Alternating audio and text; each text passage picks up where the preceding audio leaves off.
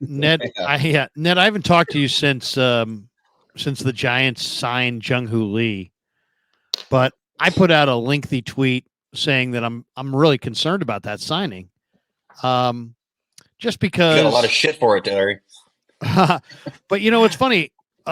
Rich Aurelia, who's one of my favorite Giant voices now, he does some stuff on NBC Sports Bay Area. He read my tweet and responded and said, this is what he said. He said, Larry, I can't really argue with any of your points. And then he said, I wonder what Matt Williams said about him since he managed in Korea a few years back. Not sure if they crossed paths. It's very hard to comp a player from the KBO because there haven't been many position players who have come over. And my concern is just that, man, I mean, if you're giving a guy $19 million, he can't hit at the bottom of the lineup. He has to hit at the top. He can't be a platoon player. He has to be an everyday player. They're paying him commensurate with what the Astros are paying Yordan Alvarez and what the Diamondbacks are paying Corbin Carroll. He has to be a very special player. And from all the people that I've talked to, they say that the KBO, and this is where I want to get your thoughts, Ned, he crushed the KBO. He should have. Yeah, but I mean, KBO, some people say is the equivalent of like high A, like the Cal League, or double A. Let's just assume for the sake of the conversation, it's double A.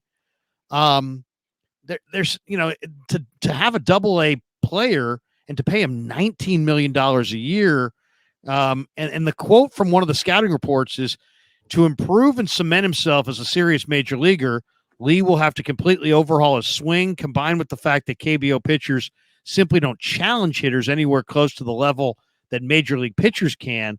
Lee's likelihood to produce in 2024 is bleak. And then another guy says his major league comp would be a Jeff McNeil, who I like, but $113 million for Jeff McNeil would be a dramatic overpay. What does your experience, Ned, tell you about the KBO? And do you have concerns at all? Forget what the Dodgers did, because almost everybody in the chat here are Giants fans. We got a few Dodger fans now. Of course. Yeah. And they're getting more every day. Yeah. But Ned, seriously, on the Giant tip, do you have concerns about this player? And what do you view the KBO as? What's the KBO equivalent in your mind? Well,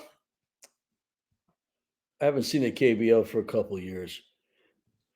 I think you always have to go into it knowing that it's not really a apples to apples comparison. It's just not. It's more of an apples to apples when you got a pitcher like Yamamoto, who you watch the stuff and you see the reaction of hitters in a different league. That is a little bit more accurate, probably a lot more accurate. But when you take a hitter or even a pitcher from the KBL, and I've done that before, but I'd see Hyunjin Ryu. I mean, you could see the stuff, you could see the compete, and you could see it in the WBC where he competed against, the world of baseball for the most part. I think he's a good player. I think that the adjustment he goes through will determine if he's a good player or a very good player. But I don't think anybody really knows quite yet what he's going to be, except, you can pretty much stamp this. He's a good player. That is a cinch.